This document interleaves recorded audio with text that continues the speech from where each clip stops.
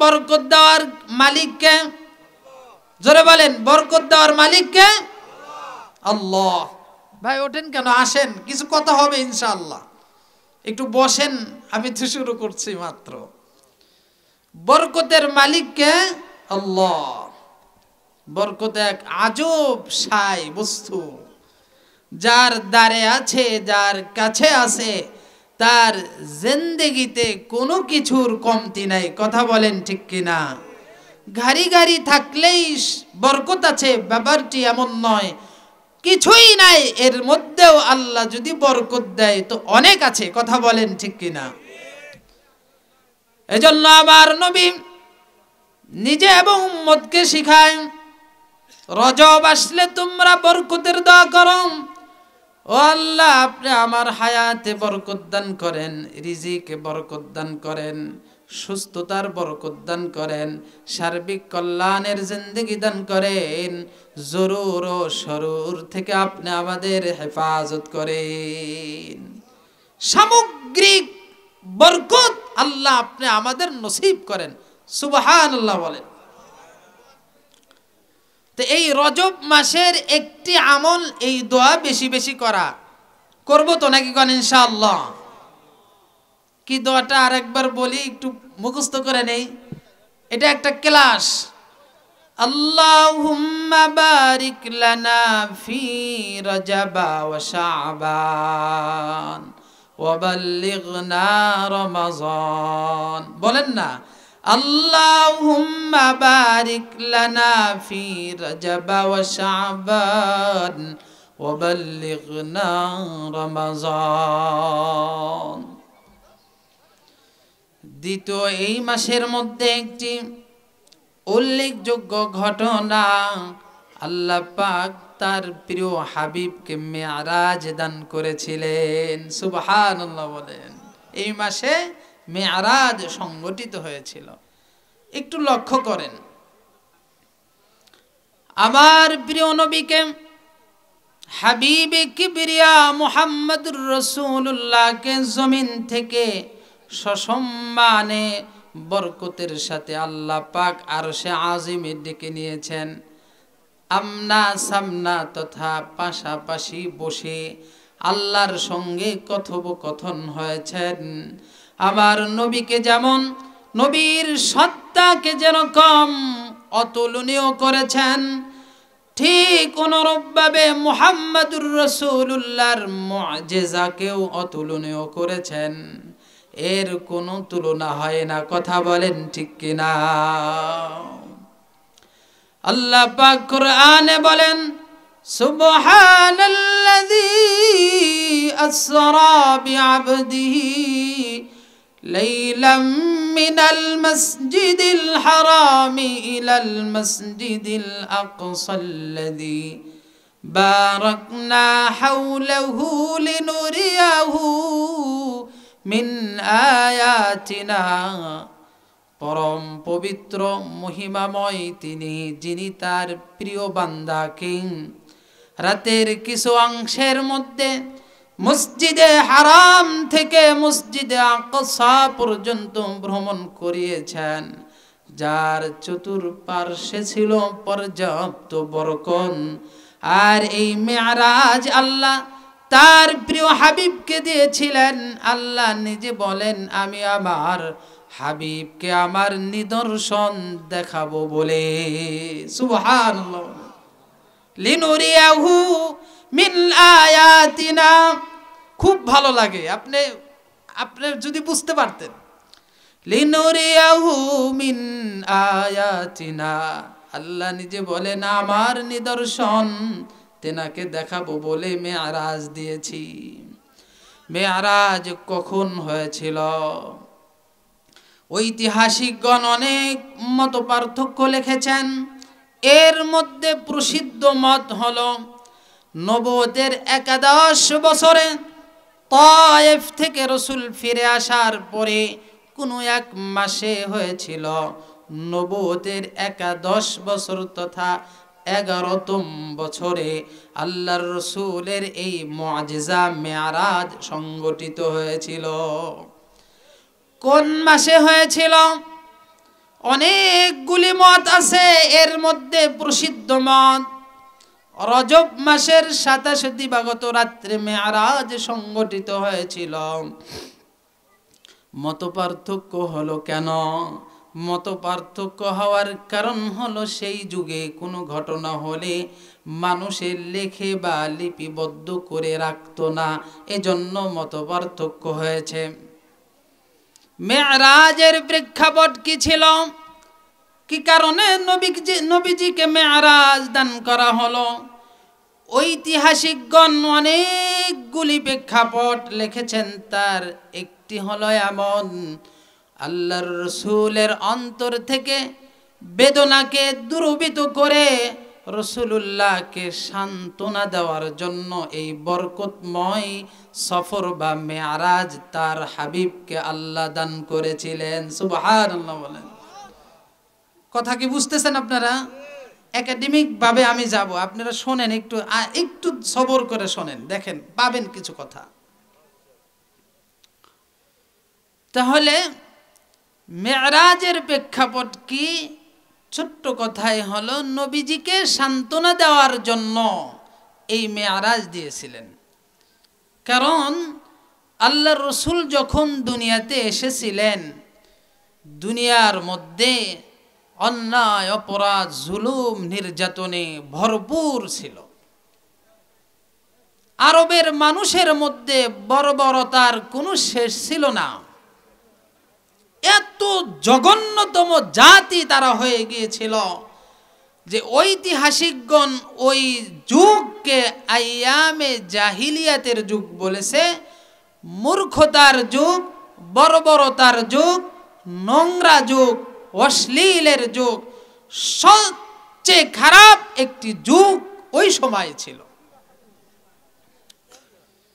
বিভিন্ন কবি ওই যুগের কথা লিখেছেন। আমাদের জাতীয় কবি নজরুল ইসলাম বলেন, ইউরোপ, আফ্রিকা, পৃথিবীর যত দেশ যেন নেমেছিল প্রতিযোগিতায়, দেখতে পাপেরই শেষ। মানুষ নেক কাজের প্রতিযোগিতা করে, ওই যুগটা ছিল অন্যায় কাজের প্রতিযোগিতা, কে কত বেশি অন্যায় করতে পারে। এমন এক যুগে আল্লাহর রাসূলের আগমন ঘটল। কোরআনের মধ্যে আল্লাহ পাক বলেন, যুলুমাতুম বা'দুহা ফাওকা বা'জ ইযা আখরাজা ইয়াদাহু লাম ইয়াকাদ ইয়ারাহা। ওই যুগের কথা কোরআন বলে দিচ্ছে, যুলুমাতুম বা'দুহা ফাওকা বা'জ। আজ-যুলমু যুলুমাতুন, এটি হলো এক বচন, যুলুমাতুনের বহু বচন হলো যুলুমাত। আল্লাহ বলেন, যুগটা এমন ছিল, একের পর এক অন্যায়, একের পর এক জুলুম, একের পর এক অন্ধকার, শুধু অন্যায় কর্মকাণ্ড সংগঠিত হচ্ছিল। এত বেশি অন্যায় অপকর্ম হচ্ছিল, আল্লাহ নিজে বলেন, ইযা আখরাজা ইয়াদাহু লাম ইয়াকাদ ইয়ারাহা। মানুষের বর্বরতা এত বেড়ে গিয়েছিল, মনুষ্যত্ব এত বেশি নষ্ট হয়ে গিয়েছিল, নিজের হাতটাকে বের করলেও ওই নিজের হাতকেও তারা দেখতে পেত না। অর্থ কি? এমন বর্বর ছিল, বিবেকহীন মানুষ হয়ে গিয়েছিল যে নিজের আপনজনকেও তারা দেখতে পেত না, চিনতে পেত না। সামান্য কিছু ব্যতিক্রম হয়ে গেলেই, সামান্য কিছু বিষয়াদি নিয়েই মানুষ যুগ যুগ ধরে যুদ্ধ করে যেত। আল্লাহ পাক বলেন, ইযা আখরাজা ইয়াদাহু লাম ইয়াকাদ ইয়ারাহা। এমন এক কঠিন বর্বরতার যুগে নবীজির আগমন ঘটল। ওই নবী যখন দুনিয়াতে এসে ইনসাফের পক্ষে বলেন, ন্যায়ের পক্ষে বলে, জুলুমের বিরুদ্ধে বলে, মুশরিকদের বিরুদ্ধে বলে, তাওহীদের পক্ষে বলে, এলায়ে কালিমাতুল্লাহর পক্ষে যখন আমার নবী মুহাম্মদ সাল্লাল্লাহু আলাইহি ওয়াসাল্লাম বলেন, তখন কাফেররা, মুশরিকরা, আরবরা, মক্কাবাসী স্বাভাবিকভাবে তাদের কথা, নবীজির কথা নিতে পারে নাই, তেলে বাগুনে জ্বলে গিয়েছে। আল্লাহ পাক তার হাবিবের মাধ্যমে জগৎকে বলেন, আলাহুম আরজুলু ইয়ামশুনা বিহা। ও আমার হাবিব মক্কার পুত্তলিক কাফের মুশরিক বেঈমানদেরকে বলেন, ওরা যে কুফরি করে, ওরা যে শিরিক করে, ওরা যে দেব দেবীর পূজা করে, সেই দেব দেবী আলাহুম আরজুলু ইয়ামশুনা বিহা, তাদের কি পা আছে যে পা দিয়ে তারা চলতে পারে। আলাহুম আইদি ইয়াবতিশুনা বিহা, তাদের কি হাত আছে যে হাত দিয়ে তারা ধরতে পারে। আলাহুম আয়ুনি ইউবসিরুনা বিহা, তাদের কি চোখ আছে যে চোখ দিয়ে দেখতে পায়। আলাহুম আযানু ইয়াসমাউনা বিহা, তাদের কি চোখ কান আছে যে কান দিয়ে তারা দেখতে পায়। কুলিদউ শুরাকাকুম সুম্মা কিদুনি ফালা তুনজিরুন। ও আমার হাবিব তাদেরকে বলেন, ওরা আমার সাথে যাদেরকে শরীক করে তাদেরকে নিয়ে আমার ব্যাপারে ষড়যন্ত্র করো, দেখি তো আমার কোনো ক্ষতি করতে পারে কিনা। কথাগুলো বুঝতে পারতেছেন? নবীজি মক্কার মানুষের কাছে বললেন, এই তোমরা যে মূর্তি পূজা করো, দেব দেবীর উপাসনা করো, ওদের হাত পা আছে, ওদের চোখ আছে, কান আছে, যে ওরা এগুলো করতে পারে? এদের তো এগুলো নামকে অস্তে আছে, এগুলো দিয়ে না চলতে পারে, না ধরতে পারে, না দেখতে পারে, না শুনতে পারে, কোনো কিছুই তো পারে না। কথা বলেন ঠিক কিনা? তো এই সমস্ত এই মূর্তির পূজা কেন তোমরা করো? এক আল্লাহর উপাসনা করো, এক আল্লাহর গোলামি করো। কথা বলেন ঠিক কিনা? মক্কার মানুষগুলো কথাগুলি নিতে পারলো না। আল্লাহর কোরআন আরো কত সুন্দর বলেছেন, ওয়াল্লাযীনা তাদউনা মিন দুনিহি লা ইস্তাতিউনা নাসরাকুম ওয়ালা আনফুসাহুম ইয়ানসুরুন। আল্লাহ বলেন, আমি আল্লাহ ব্যতীত তোমরা যারা অপরকে অন্যকে ডাকাডাকি করো, অন্যের ইবাদত করো, উপাসনা করো, পূজা করো, তারা কি তোমাদের কোনো সাহায্য করতে পারে? লা ইস্তাতিউনা নাসরাকুম। কোন মূর্তি, দেব দেবী কি মানুষকে কোনো সহযোগিতা দিতে পারে? কথা বলেন, দিতে পারে? পারে না। ওই কথাই আল্লাহ বলতেছেন যে তোমরা যাদের উপাসনা করো, তোমরা যাদের পূজা করো, তারা কি তোমাদের কোনো সাহায্য করতে পারে? আরে তারা তোমাদের কি সাহায্য করবে? ওয়ালা আনফুসাহুম ইয়ানসুরুন। ওরা তো ওদের নিজেদেরই সাহায্য করতে পারে না। কথা বলেন ঠিক কিনা? ওয়া ইন তাদউহুম ইলাল হুদা লা ইয়াসমাউ। মক্কাবাসীর সম্মুখে মুহাম্মাদুর রাসূলুল্লাহ বলেন, আল্লাহর কালাম থেকে বলতেছি, আমার নবী মক্কাবাসীর পুত্তলিক মুশরিক কাফের বেঈমানের সম্মুখে বললেন, তোমরা যাদেরকে আহ্বান করো, যাদের উপাসনা করো, ওয়া ইন তাদউহুম ইলাল হুদা, তাদেরকে যদি তোমরা সৎ পথে আহ্বান করো, লা ইয়াসমাউ, তোমাদের আহ্বান তারা শুনতে পাবে না, শুনতে পারবে না, কারণ তারা শোনার যোগ্যতা রাখে না। ওয়া তারাহুম ইয়ানজুরুনা ইলাইকা ওয়া হুম লা ইউবসিরুন। যদি তোমরা লক্ষ্য করো যে দেখবে তারা তোমাদের দিকে তাকিয়ে আছে, অথচ তারা দেখতে পায় না। কথা বলেন ঠিক কিনা? অনেক সময় অনেক ক্ষেত্রে চোখে পড়ে যায়, অনেক দেব দেবীর দিকে যখন তাকান দেখবেন যে এত বড় চক্ষু দিয়ে আপনার দিকে তাকিয়ে আছে, কথা বলেন ঠিক কিনা? মানে এত বড় চোখ দিয়ে দেখতেছে, আসলে দেখে। এটাই তো আল্লাহ বলতেছেন মুহাম্মদ সাল্লাল্লাহু আলাইহি সাল্লামকে দিয়া মক্কাবাসীর সময়, তোমরা যাদের উপাসনা করো ওরা তো তোমাদের দিকে তাকিয়ে আছে, অথচ কিন্তু ওরা দেখে না। তো এই সমস্ত অসার মূর্তি যারা কিছুই করতে পারে না, এদের ইবাদত তোমরা করো কেন? আসো আল্লাহর ইবাদত করি, যে আল্লাহ আমাকে তোমাকে সারা পৃথিবীকে মাখলুকাতকে সৃষ্টি করেছে, তার ইবাদত করি, তাকে রব মানিয়ে জীবন যাপন করি। এই স্লোগান ইলাই কালিমাতুল্লাহ, তাওহীদের এলান, তাওহীদের দাওয়াত যখন মুহাম্মদ সাল্লাল্লাহু আলাইহি ওয়াসাল্লাম দিলেন, মক্কাবাসী নিতে পারলো না। নবীজির উপরে অবর্ণীয়, নবীজির উপরে জুলুম নির্যাতন, আল্লাহর রসুলকে কষ্ট দিতে শুরু করলো। মেরাজের প্রেক্ষাপট একটু শোনেন।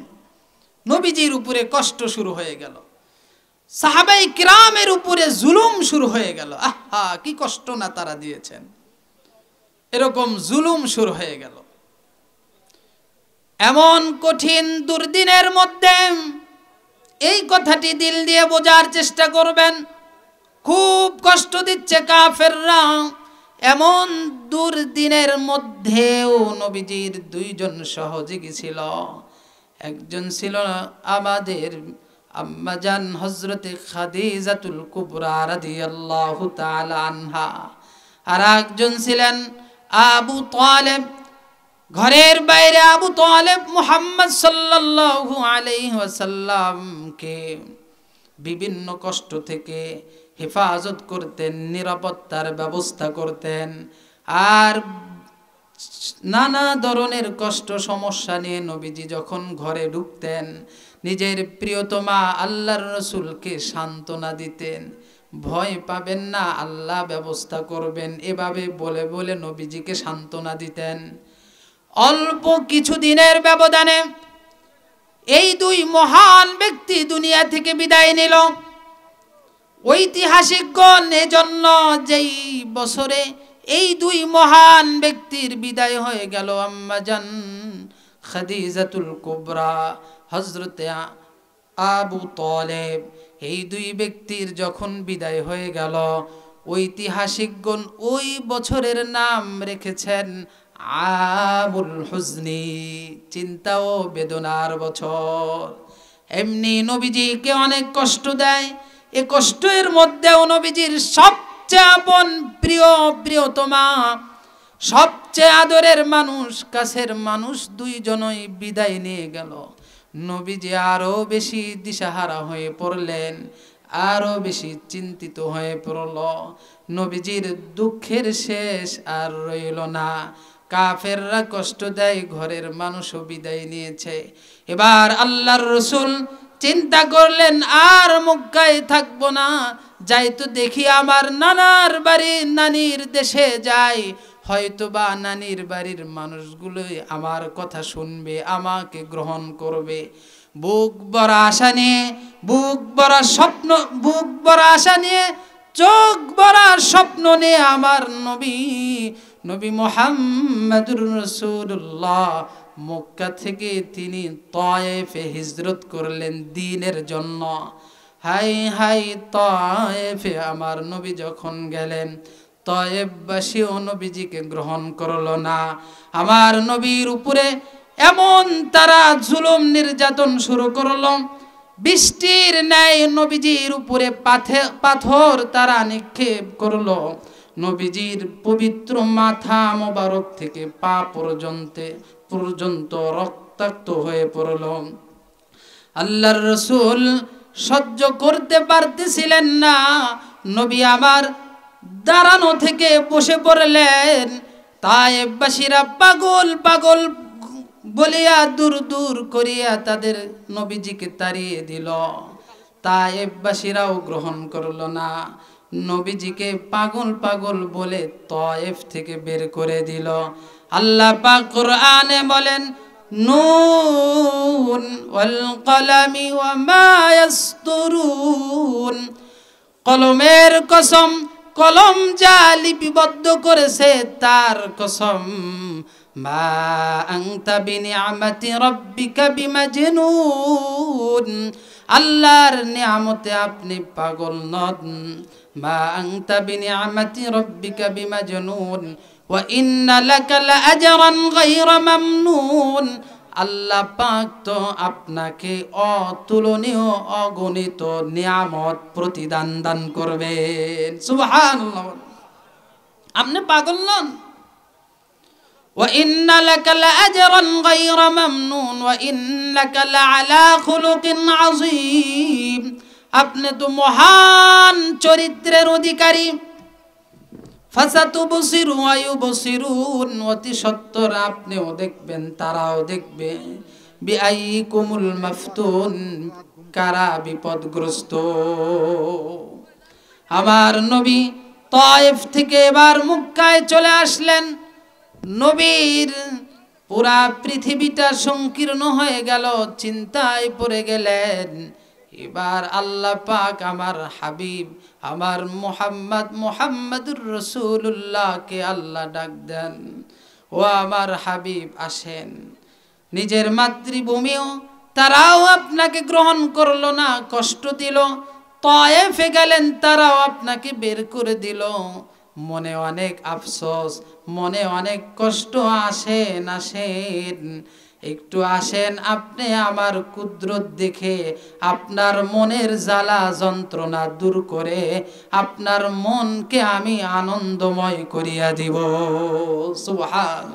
কোনো ব্যথা থাকবে না, আমি আপনার সান্ত্বনার ব্যবস্থা করতেছি। আসেন, আমি আমার কুদরত আপনাকে দেখায়া আপনার কলিজাকে ঠান্ডা করে দিব। সুবহানাল্লাহ বলে। এটা হলো মেরাজের প্রেক্ষাপট। সব দিকে থেকে যখন নবীজির উপরে জুলুম করা হচ্ছিল, নবীজি চিন্তায় বিভোর হয়ে পড়েছিলেন। কি করব। আল্লাহ ডাক দেন, আসেন, আমি দেখাবো, আমি আমার নিদর্শন, আমার কুদরত, আমার রহমত বরকত দেখেন, আপনার কলিজা ঠান্ডা হয়ে যাবে। সুবহানাল্লাহ। আমার নবীর অন্তরের ব্যথা দূর করার জন্য, অন্তরকে ঠান্ডা করার জন্য আল্লাহ পাক মেরাজ দান করলেন। রজব মাসের 27 তারিখে দিবাগত রাত্রে আল্লাহর রাসূল তার চাচাতো বোন উম্মে হানির বাসায় ঘুমিয়ে আছেন, মতন্তরে হাতিমে কাবায়। এখানে আল্লাহর রাসূল ঘুমিয়ে আছেন। দুইজন ফেরেশতা হযরত জিবরাইল মিকাইল আলাইহি ওয়াসাল্লাম আগমন করলেন। নবীজিকে ঘুম থেকে জাগ্রত করানো হলো। ঘুম থেকে জাগ্রত করে বলা হলো, ওগো রাসূল, আর ঘুমিয়ে থাকবেন না, আল্লাহ নিজে আপনার দিদারের জন্য অপেক্ষায় আছেন। চিল্লা বলেন সুবহান। আসেন, আল্লাহ অপেক্ষায় আছে আপনার দিদারের জন্য। হযরত জিবরাইল আলাইহি ওয়াসাল্লাম হাতিমে কাবা থেকে জমজম কূপের নিকটে নিয়ে আসলেন নবীজিকে। জমজম কূপের কাছে আল্লাহর রাসূলকে আনার পরে সিনা চাক করা হলো, অর্থাৎ ওপেন হার্ট সার্জারি করা হলো। বুরাকে আল্লাহর রাসূল উঠবেন, একটু লক্ষ্য করেন। আল্লাহর রাসূল বুরাকে উঠবেন। বুরাক এবার রাসূলুল্লাহকে নিতে চাচ্ছিল না। হযরত জিবরাইল বলেন, বুরাক তুমি শান্ত হয়ে যাও, তুমি কি জানো কে তোমার উপরে আজকে আরোহণ করবেন, আরোহী হবেন? শুনে রাখো, পৃথিবীর শুরুলগ্ন থেকে আজ অবধি কিয়ামত পর্যন্ত এত বড় সম্মানিত শ্রেষ্ঠ ব্যক্তি আর দ্বিতীয় একজন নাই। এমন মহান ব্যক্তি আজকে তোমার সওয়ারি হবেন, শান্ত হয়ে যাও। বুরাক এবার আল্লাহর কুদরতিতে কথা বলে। বুরাক বলে, আমি তো জানি এবং নিতেও চাই, আমি কেন এদিক সেদিক করছি। আজকে যে সৌভাগ্যের নসিব আমার হলো, কিয়ামতের মাঠেও কি আমাকে আমার রাসূল সওয়ারি হিসাবে নিবেন? আল্লাহর রাসূল তাকে আশ্বস্ত করলেন, হ্যাঁ, কিয়ামতের মাঠেও আমি তোমার উপরেই সওয়ারি হব। এবার বোরাকে আল্লাহর রাসূল উঠলেন, পাশে দুজন ফেরেশতা জিবরাইল মিকাইল। চলা শুরু হয়ে গেল। কিছুক্ষণ অতিক্রম করলেন। কিছু দূর যাওয়ার পরে একজন বৃদ্ধার সঙ্গে দেখা হলো। ওই বৃদ্ধা রাসূলুল্লাহকে আহ্বান করলেন। জিবরাইল বললেন, সামনে বাড়েন। আরও কিছু সময় অতিক্রম করলে আরেকজন বৃদ্ধ লোকের সঙ্গে সাক্ষাৎ হলো। সেও রাসূলুল্লাহকে আহ্বান করলেন। এবার ওই একই কথা জিবরাইল বললেন যে আপনি সামনে যেতে থাকুন। কিছুক্ষণ পরে আবার কিছু মানুষের সঙ্গে সাক্ষাৎ হয়ে গেল। তারা রাসূলুল্লাহকে দেখা মাত্র সালাম করলেন, আসসালামু আলাইকা ইয়া রাসূলুল্লাহ, আসসালামু আলাইকা ইয়া আখিরুস সালাম ইয়া হাশির। এই সালাম যখন দিলেন, জিবরাইল বলেন, ওগো রাসূল, তাদের সালামের উত্তর দেন। আল্লাহর রাসূল তাদের সালামের উত্তর দিলেন। জিবরাইল বলেন, আপনি কি জানেন যারা আপনাকে সালাম দিলেন তারা কারা? নবীজি বলেন, না, আমি জানি না। নবীজিকে জানানো হলো, এরা হলেন হযরত ইব্রাহিম, ঈসা, মুসা আলাইহি ওয়াসাল্লাম। সুবহানাল্লাহ। এবং আপনার শুরু লগ্নে যে এক বৃদ্ধা আপনাকে আহ্বান করলো, এই বৃদ্ধাকে আপনি কি জানেন? নবীজি বলেন, না, এই বৃদ্ধাকে আমি তো জানি না। আল্লাহর রাসূলকে জানানো হলো, এটি কোনো বৃদ্ধা মহিলা মানুষ নয়, এটি হলো দুনিয়া। এই বৃদ্ধা মহিলার যেমন হায়াত শেষ প্রান্তে, মরণের একেবারে সন্নিকটে আছে, অনুরূপভাবে দুনিয়াটাও দুনিয়ার শেষ সময় অবস্থান করতেছে। অল্প দিনের মধ্যেই দুনিয়াটাও ধ্বংস হয়ে যাবে। তবে আশ্চর্যের ব্যাপার হলো, জিবরাইল বলেন, তবে আশ্চর্যের ব্যাপার হলো এই যে বুড়ি দুনিয়া যত বৃদ্ধ হয় ততই সে যৌবনের তরণ্যে উঠে যায়, ততই সে যৌবন পেয়ে যায়।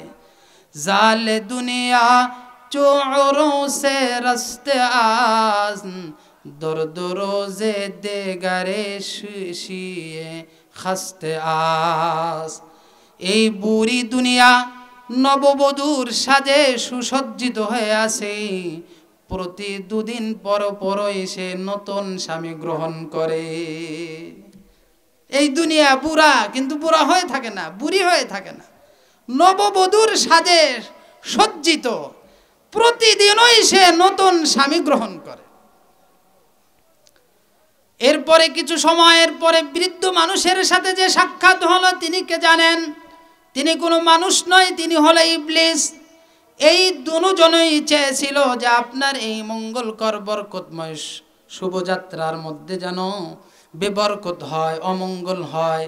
তাই তারা আপনাকে ধোঁকা দিতে চেয়েছিল, তাদের দিকে আপনাকে মনোনিবেশন করতে চেয়েছিল। আল্লাহর দয়া ও অনুগ্রহে আল্লাহ আপনাকে তাদের ধোঁকা থেকে, ওয়াসওয়াসা থেকে হেফাজত করেছেন। সুবহানাল্লাহ। আল্লাহ আমাদের এই দুনিয়া এবং শয়তানের ওয়াসওয়াসা থেকে হেফাজত করেন, বলি আমিন।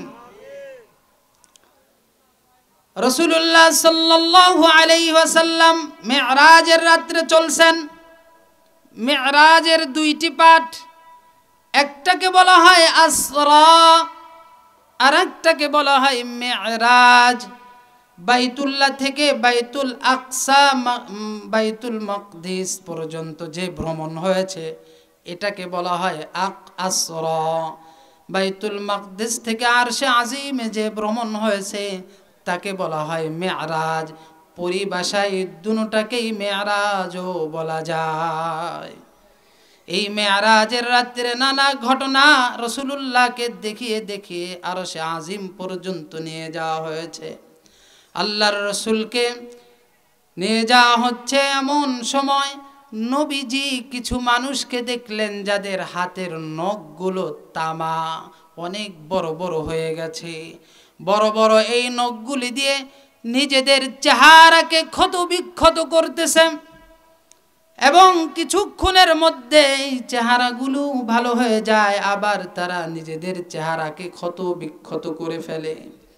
আল্লাহ তাআলার রাসূল জিবরাইলকে বলেন, ভাই জিবরাইল, এদেরকে আল্লাহ এই আযাবে কেন গ্রেফতার করেছেন? আল্লাহ পাকের জিবরাইল, হযরতে জিবরাইল বলেন, এরা হলো দুনিয়ার ওই সমস্ত মানুষ যারা দুনিয়াতে থেকে অন্যের গীবত, শিকায়েত, পরনিন্দা করত। আপনারা কথাগুলো বুঝতেছেন?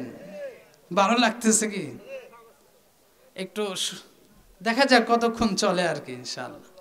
তাহলে কিছু মানুষকে রাসূলুল্লাহকে দেখানো হলো, এই চেহারাকে তারা নিজেরাই ক্ষত বিক্ষত করছে। রাসূলুল্লাহকে জানিয়ে দেওয়া হলে এরা ওই লোক যারা গীবত করে, শিকায়েত করে, পরনিন্দায় লিপ্ত থাকে। আল্লাহ পাক কোরআনে হাকিমের মধ্যে বলেন, ইয়া আইয়ুহাল্লাযীনা আমানু ইজতানিবু কাসীরাম মিনাজ-যন ইন্না বা'যাজ-যন্নি ইসমুন ওয়া লা তাজাসসু ওয়া লা ইয়াগতাব বা'দুকুম বা'দা। হে ঈমানদারগণ, তোমরা অধিক ধারণা থেকে নিজেদেরকে রক্ষা করো, কেননা কিছু কিছু ধারণা মারাত্মক অপরাধ, গুনাহ এবং পরনিন্দা থেকে তোমরা নিজেদেরকে হেফাজত করো। তোমাদের মধ্যে এমন কি কেউ আছো, আইয়ুহিব্বু আহাদুকুম আইয়াকুলা লাহমা আখিহি মাইতান ফাকারিহতুমু, যে নিজের মৃত ভাইয়ের গোশত খাওয়াকে তোমাদের মধ্যে এমন কি কেউ আছো যে পছন্দ করবে? কেউ করব? আমরা কথা বলেন, করব? নিজের ভাইয়ের গোশত খাবো কেউ? নিজের মৃত ভাইয়ের গোশত খাওয়াকে কেউ পছন্দ করতে পারে? পারে না। তো গীবত করা মানে নিজের মৃত ভাইয়ের গোশত খাওয়া, শিকায়েত করা মানে নিজের মৃত ভাইয়ের গোশত খাওয়া। কেউ খাবে না। তাহলে কি আমরা একটু নিয়ত করতে পারি না যে আমরাও আর গীবত করে নিজের মৃত ভাইয়ের গোশত খাবো না? রাজি আছি তো নাকি? ইনশাআল্লাহ। আল্লাহ আমাদের তৌফিক দান করেন, বলি আমিন। তো আল্লাহর রাসূলকে দেখানো হলো নিজেদের চেহারাকে ক্ষত বিক্ষত করতেছে। কেন? তাদের অপরাধ হলো তারা গীবত করত, শিকায়েত করত, পরনিন্দা করত। জারাহাতুস সিনানি লাহাল ইলতিয়াম ওয়ালা ইয়ালতামু মা জারাহাল লিসান। অনেক সময় এমন হয় তরবারির জখম থেকেও মারাত্মক জখম বা কষ্টর কারণ হয় জবানের কথার কারণে। জবানে মানুষকে এমন কিছু কষ্ট দিয়ে ফেলে যেটা তরবারিও দিতে পারে না। কথা বলেন ঠিক কিনা? এরপরে আল্লাহর রাসূলকে এক শ্রেণীর মানুষদেরকে দেখানো হলো যারা রক্তের সাগরের মধ্যে হাবুডুবু খাচ্ছে। নবীজি জিজ্ঞাসা করলেন, এদেরকে রক্তের সাগরে নিক্ষেপ কেন করা হয়েছে?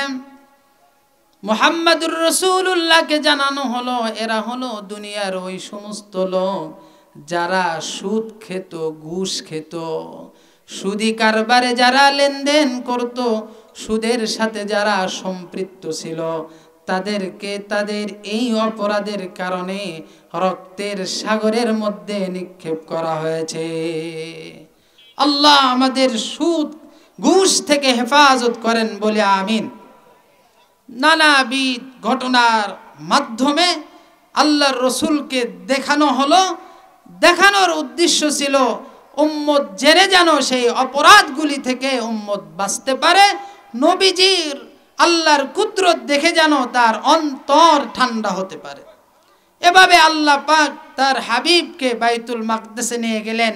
সেখানে 2 রাকাত সালাত আদায় করলেন। আমরা সবাই জানি ইমামুল মুরসালিনের খেতাবে তিনি ভূষিত হলেন সেখান থেকে আল্লাহ পাক এক টানে প্রথম আসমান, দ্বিতীয় আসমান, তৃতীয় আসমান, চতুর্থ আসমান এভাবে নিয়ে গেলেন।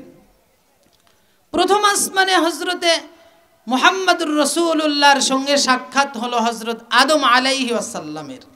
হজরত আদম আলাইহি ওয়াসাল্লাম মুহাম্মদুর রাসূলুল্লাহকে দেখেই বলতেছিলেন, ইয়া ইবনে সালেহ, ওহে আমার নেককার সন্তান। আহলান সাহলান বলে হজরত মুহাম্মদুর রাসূলুল্লাহকে আদম আলাইহি ওয়াসাল্লাম গ্রহণ করলেন।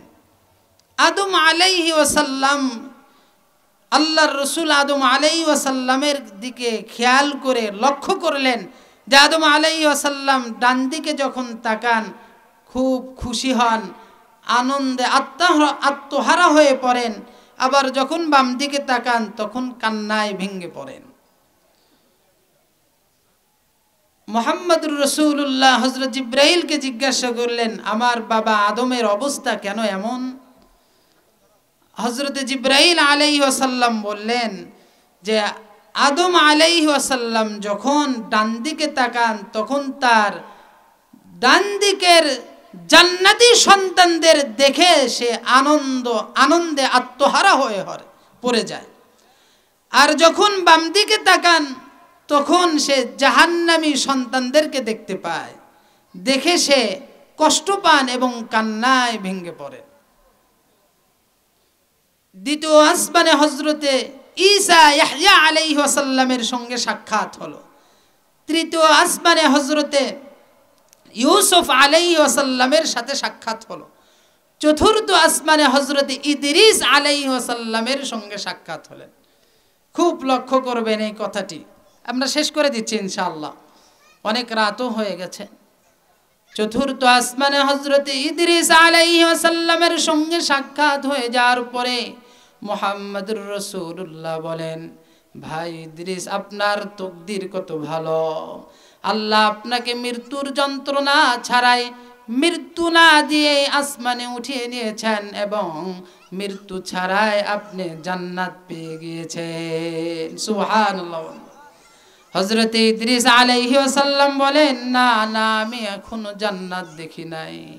যেই জান্নাতের বালাখানায় যেখানে আমি যাই সেই বালাখানা থেকে একই আওয়াজ আসে, এটা তোমার জন্য নয়, এটা হলো মুহাম্মদুর রাসূলুল্লাহর উম্মতের মধ্য থেকে অমক উম্মতের।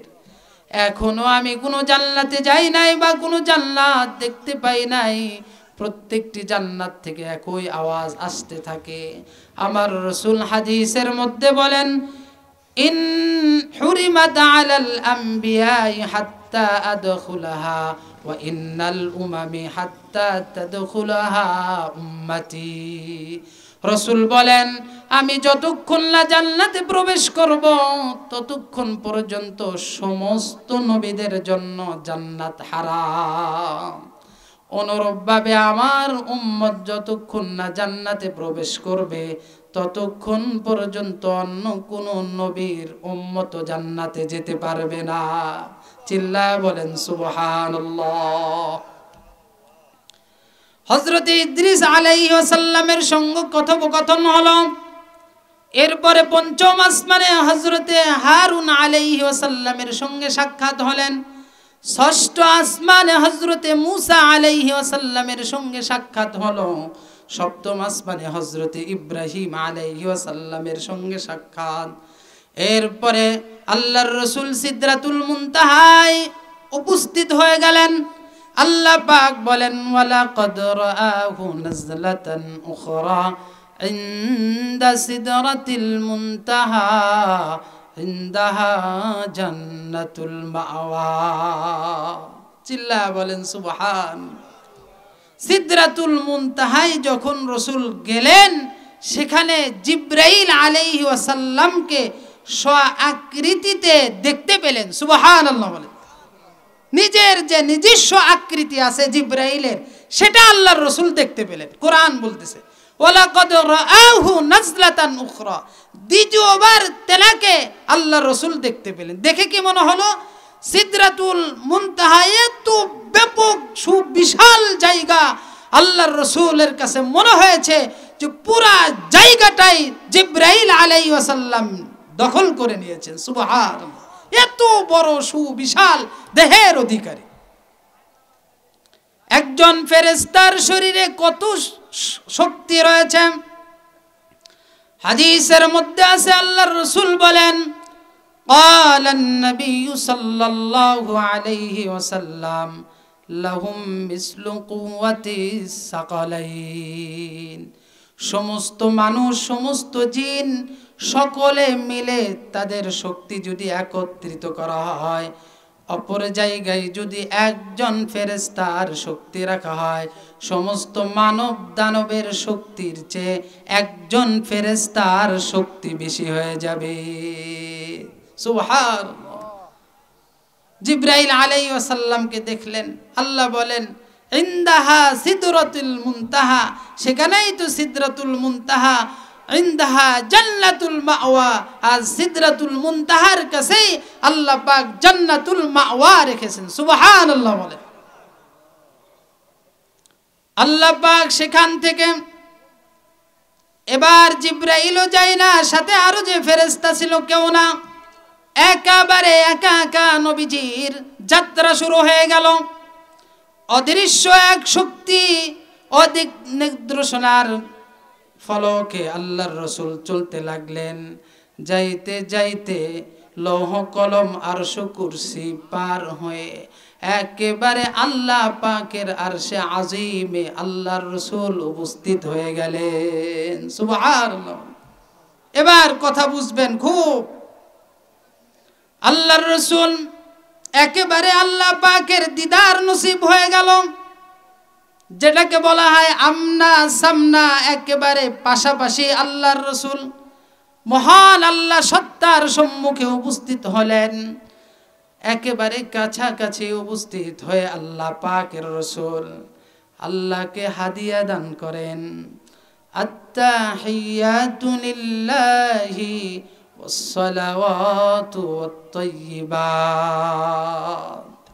আল্লাহ পাক বলেন, ও আমার হাবিব, বন্ধু বন্ধুর বাড়িতে গেলে কত কিছু উপহার উপটুকন নিয়ে যায়, আপনি আমার বাড়িতে এসেছেন, আমার জন্য কি হাদিয়া তোহফা এনেছেন? আল্লাহর রাসূল বলেন, আমি এনেছি, আমি খালি হাতে আসি নাই।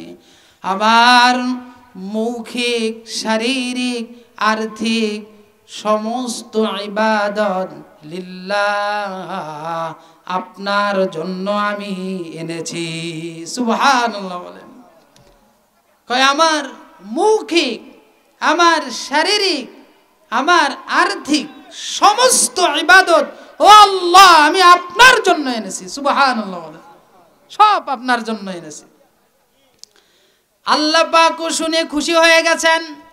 এবার আল্লাহ পাক তার রাসূলকে বলেন, আসসালামু আলাইকা আইয়ুহান নাবিয়্যু ওয়া রাহমাতুল্লাহি ওয়া বারাকাতুহু। ও আমার রাসূল, আমার শান্তি, আমার রহমত, আমার বরকত সব আপনাকে দিয়ে দিলাম। চিল্লায় বলেন সুবহানাল্লাহ। আসসালামু আলাইকা, শান্তি আপনার প্রতি, আইয়ুহান নাবিয়্যু, ওহে আমার নবী, ও রাহমাতুল্লাহি ওয়া বারাকাতুহু, আমার রহমত এবং বরকত আপনার তরে। চিল্লায় বলেন সুবহানাল্লাহ। আমার নবী দেখেন কত দয়ার নবী। কথা লম্বা হয়ে যাবে, অনেকেই বিরক্ত হচ্ছেন। আমার নবী একা একা আল্লাহর রহমত বরকত পেয়ে খুশি হন নাই, সঙ্গে সঙ্গে আপনার কথা ভুলে যান নাই, আমার কথা ভুলে যান নাই, উম্মতের কথা তিনি ভোলেন নাই। সঙ্গে সঙ্গে আমার নবী বলেন, আসসালামু আলাইনা, শান্তি আমার জন্য, ওয়া আলা ইবাদিল্লাহিস সালিহিন, আমার নেককার উম্মতের জন্য। সুবহানাল্লাহ বলেন। দেখছেন নবী কত দয়ালু।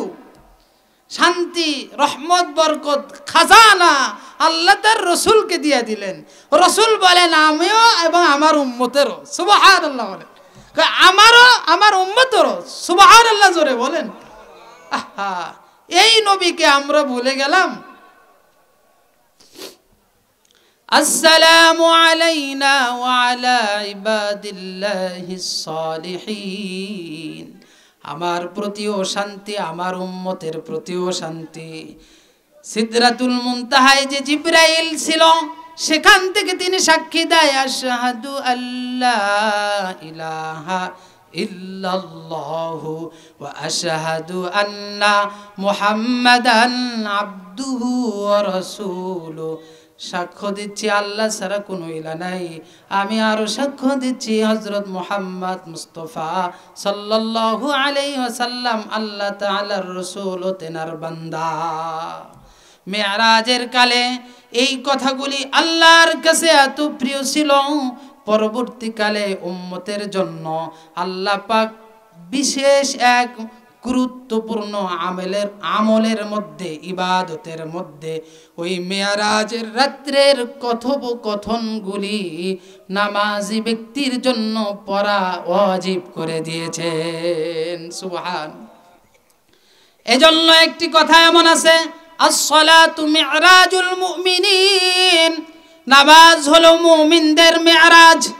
আরে নামাজে সে বসে, নামাজে দাঁড়িয়ে, নামাজের মধ্যে যে ইবাদত বন্দেগী, যে তাসবিহ তাহলিল গুলো হয়, এর অনেকগুলোই মেরাজের রাত্রের ঘটনা, মেরাজের রাত্রে তাসবিহ তাহলিল।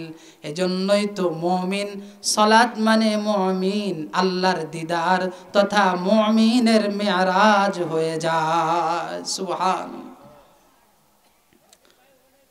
এই মেরাজের রাত্রে আল্লাহ পাক তার হাবিবের সঙ্গে কথোপকথন হলো। আল্লাহ পাক খুশি হয়ে উম্মতকে তিনটি জিনিস দান করেছেন। এক নাম্বার, আল্লাহ পাক তার উম্মত, আল্লাহ পাক আমাদের জন্য 5 ওয়াক্ত নামাজ নবীর মাধ্যমে মেরাজের রাত্রে আমাদেরকে হাদিয়া দিয়েছেন। সুবহানাল্লাহ বলেন।